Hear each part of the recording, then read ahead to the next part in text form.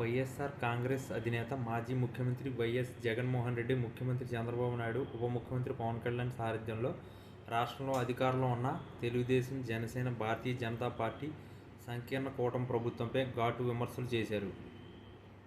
రైతుల అంశాలని ప్రస్తావిస్తూ చంద్రబాబు ప్రభుత్వాన్ని జగన్ ఎండగట్టారు. రైతును ప్రభుత్వం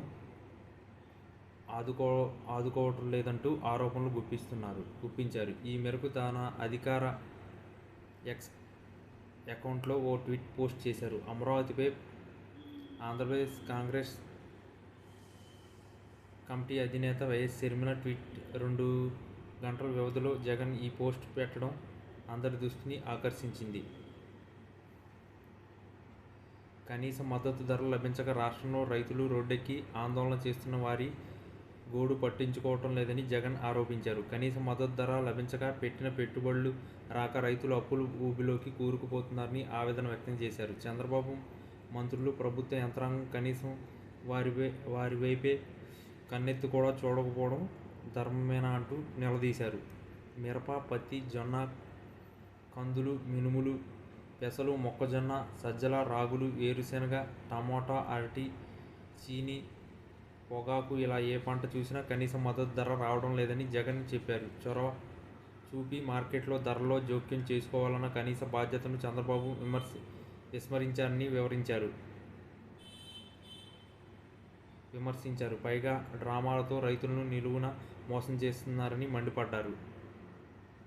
మిర్చి విషయంలో కూడా చంద్రబాబు రైతులను నమ్మించి మోసం చేశారని జగన్ గుర్తు చేశారు. మిర్చి కొనుగోలు అంశం కేంద్ర పరిధిలో లేకపోయినా నాఫెడ్ కొనుగోలు చేస్తుందని మొదటి నమ్మబలికారని చెప్పారు. క్వింటాలు 11,787 రూపాయలకు కొంటామని చెప్పి ఒక్క పైసా కూడా ఖర్చు పెట్టకుండా ఒక రైతు నుంచి కానీ, ఒక ఎకరాకు సంబంధించి కానీ, ఒక క్వింటాల్ కానీ కొనకుండా అన్నం పెట్టే రైతుకు సున్నం రాశారని ధ్వజమెత్తారు. తన ప్రభుత్వ హయాంలో ధర స్థిరీకరణ నిధి కింద 3,000 కోట్ల రూపాయలు పెట్టి 5 సంవత్సరాల్లో 7,796 కోట్ల రూపాయలను ఖర్చు చేశామని జగన్ పేర్కొన్నారు. చరిత్రాత్మక నిర్ణయాలు తీసుకుని కనీస మద్దతు ధర, జూబిల్లీతో లేని పొగాకు సహా అనేక పంటల రైతులను ఆదుకున్నామని అన్నారు. చంద్రబాబు కొత్తగా ఏమీ చేయలేకపోయినా కనీసం తమ విధానాన్ని కొనసాగించి ఉంటే రైతుకు ఊరట లభించేది కదా అని ప్రశ్నించారు. పైగా ఈ ఏడాది బడ్జెట్లో 300 కోట్ల రూపాయలకు మాత్రమే కేటాయించడం దారుణం కదా. ఈ 300 కోట్ల రూపాయల్లో కూడా కనీసం ₹1 కూడా ఖర్చు పెట్టిన దాఖలాలు ఉన్నాయా అని ప్రశ్నించారు. ధాన్యం, కోకా, పొగాకు, ఆక్వా రైతులు ఆయా జిల్లాల్లో ఆందోళన చేస్తుంటే ఎప్పటికీ రోమ్ చక్రవర్తి ఫిడేలు వాయించినట్లుగా వ్యవహరిస్తున్నారని జగన్ అన్నారు.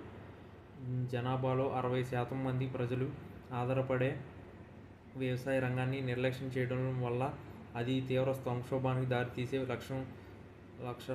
లక్షల మంది ఉపాధికి గండిపడితే దానికి బాధ్యత ఎవరు తీసుకుంటారని నిలదీశారు.